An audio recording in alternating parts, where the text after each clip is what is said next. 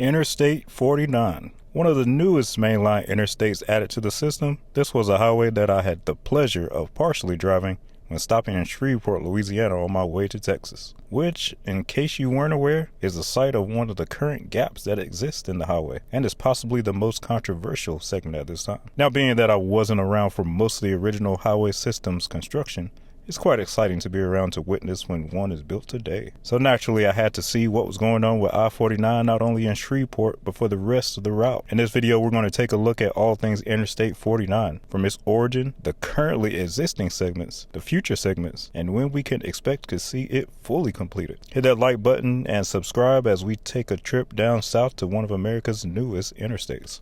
So before we get into the current status of I-49, let's take a look at what the highway is and how it came to be. If we take a look at this map of the original plans of the interstate highway system, you'll notice that there weren't plans for a route in Louisiana connecting I-20 and I-10, nor was this route anywhere in the existing Missouri and Arkansas plans. The first ideas of it came from Louisiana Governor John McKeithen, who proposed a toll road from I-20 to New Orleans. However, in the 1970s, the Federal Highway Administration approved a route running from Shreveport to Opelousas, which AASHTO in turn designated as I-49 in 1977. Arkansas and Missouri wanted an I-49 designation for the corridor along I-540 and US 71 since the early 2000s. And while AASHTO originally denied this request in 2007 on the grounds of none of the roadway being under construction, along with a debate over whether I-29 should just be extended south rather than using the I-49 designation. In 2012, it was approved, and along with the extension of I-49 to New Orleans, I-49 would now complete a cross-country continuous interstate corridor via I-29 that would run from New Orleans to the Canadian border in North Dakota. But as of today, we still have some areas that are yet to be complete,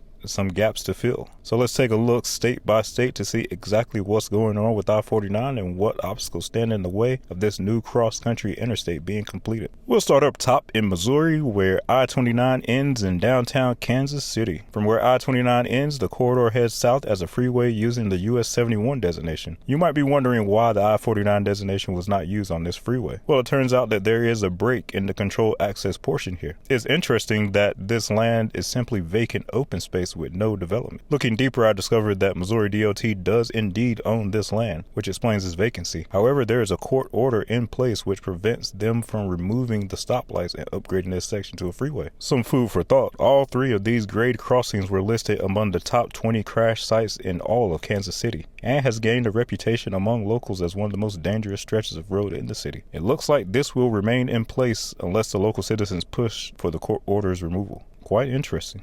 At I-435, we finally see the I-49 designation come to life with Joplin listed as the control city. It continues south to the Arkansas state line, fully signed, and a brief concurrency with I-44 near Joplin. So I-49 in Missouri is effectively complete. There isn't much to be done here other than the outside possibility of US 71 being fully upgraded in the city. So let's move on to see what's going on in Arkansas.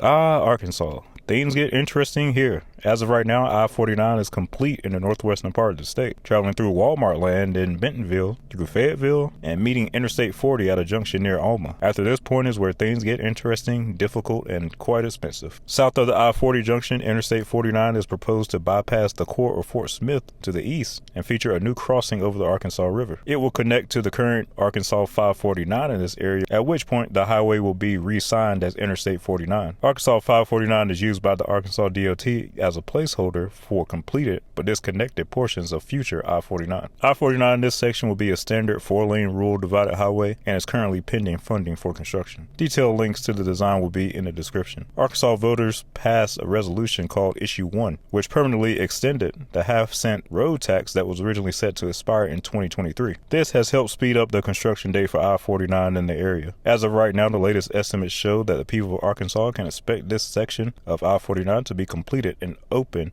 to traffic by 2030. With that taken care of, we come to our first major gap in the roadway, which is from the end of that previous section down to Texarkana. This section will involve 180 miles of new roadway over some very difficult terrain that includes mountains, hills, dense forests, and to top it off, a brand new Red River crossing. Some of this territory is so remote that they didn't even bother thinking of a name for one of the towns and just called it Y City. Assuming the route will replace or closely follow the existing US 71 through the state, there will be some coordination between Texas and Arkansas regarding the design and construction of a new Red River crossing and the roadway's path on the northern side of Texarkana. So yes, Texas will be getting another mainline interstate highway, though only for a few miles. Apparently, Texas DOT has already acquired the right-of-way for construction of this segment, but is waiting for Arkansas to acquire funding before beginning any plans for construction. Back in 2009, the Arkansas DOT estimated the cost of completing this section to be around $3.1 billion.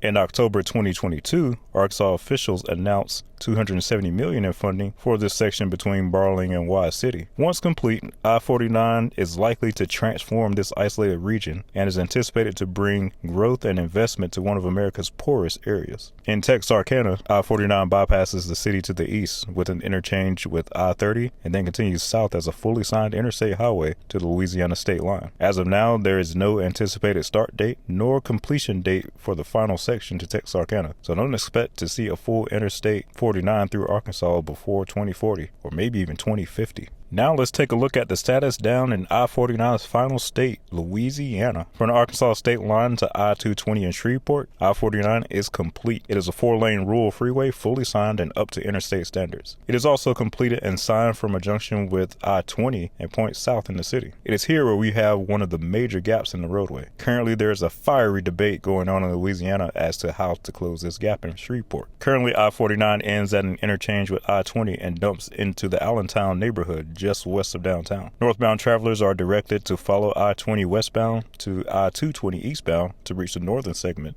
of I-49. The debate centers around how to route I-49 through this area, if at all, or whether some other sort of routing around the city should be considered instead. With Allendale being a predominantly low-income neighborhood and some modern realizations about past highway construction, this proposed highway has attracted quite a bit of opposition. Looking at Google Maps, it appears that most of the land along the proposed corridor is clear of structures aside from this apartment complex recently built in the direct path of the interstate. Perhaps it was an attempt to prevent construction. I did travel to Shreveport and explore this neighborhood and the existing I-49 nearby, and I'll say it probably has seen better days. As of now, there are 3 alternatives on the table for getting this done. The first option is a no-build option and leave the gap as a permanent feature of I-49 in Louisiana. The second is a loop-it alternative. This will route I-49 onto Louisiana 3132 and I-220 to connect with the northern end. The existing stub in the Shreveport will either be unsigned or signed as a spur route. Louisiana 3132 would require reconstruction and likely expansion, as some curves on the route are not up to interstate standards, and the additional traffic will overwhelm the current roadway. I-220 would also likely require expansion, reconstruction, and a new cross-lake bridge.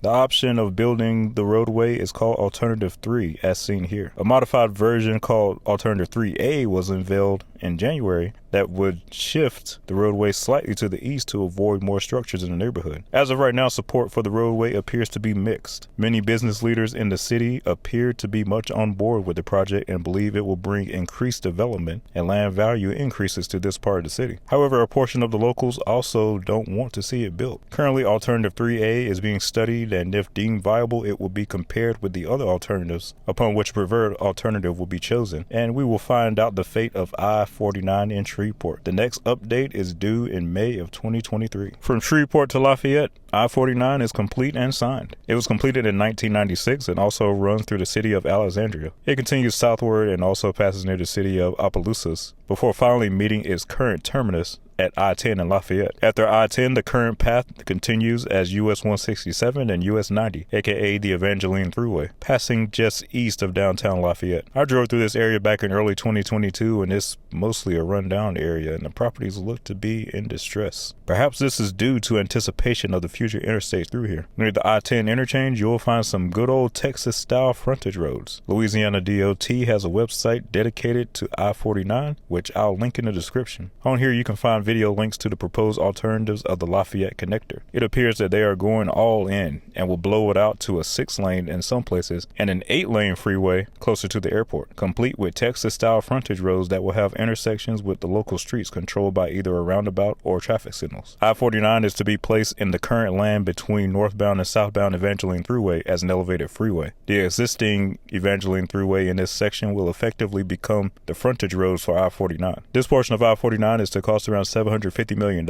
and will be the most expensive portion of I-49 remaining for construction in Louisiana. Between the Lafayette Airport and Louisiana 88, US 90 is a 4-lane divided highway already, but has some driveways accessing it in some areas. Portions of it are already a freeway complete with frontage roads along it. The route between the Lafayette Airport and Louisiana 88 will be 6 lanes for the most part, other than an 8-lane elevated section in Broussard. Between Louisiana 88 and New Orleans, US 90 appears to be a full 4-lane divided freeway with frontage roads and Interstate ready all the way down to Calumet in St. Mary Parish. It drops down to a 4-lane highway with grade intersections before again becoming a freeway in the Morgan City area up until around Raceland. After Raceland, a completely new alignment might be needed around the Butte area, as the development along this route looks too close up on the existing roadway to be upgraded. It is proposed to follow the existing US 90, but once in New Orleans, I-49 will leave the current US 90 and follow US 90 business, which is already mostly a freeway known as the West Park Expressway. This freeway wraps around and connects with I-10 at a large interchange near the Superdome in downtown New Orleans. All in all, a website dedicated to I-49 between New Orleans and Lafayette called I-49south.com estimates that the entire project will cost approximately $4.5 billion for the full build-out. So it might be a couple of decades, or 3 or 4, before the good folks of Louisiana can drive on a full interstate from Lafayette to New Orleans without using I-10. Speaking of which, with the heavy load on I-10 and its deteriorating bridges in Lake Charles and Baton Rouge, this route, if ever finished, should take a great deal of pressure off of it in those areas. And that brings us back to the original question posed by the video title. When can Americans expect to see a fully built out, completed Interstate 49 from Kansas City all the way down to New Orleans, with a connection allowing freight to flow from the northern border with Canada all the way down to the mouth of the Mississippi? The answer? Probably not in our lifetimes.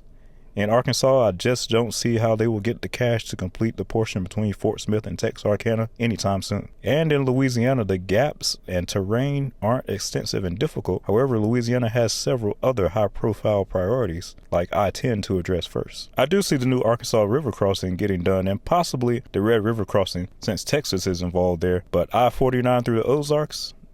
Nah. In Louisiana, don't be surprised to see the Shreveport and Lafayette situations resolved and constructed soon. But that's probably it for the state. Which reminds me, when will Louisiana show some love for I-69? Alright guys, thanks for watching. See you on the next trip, coming soon to a town near you.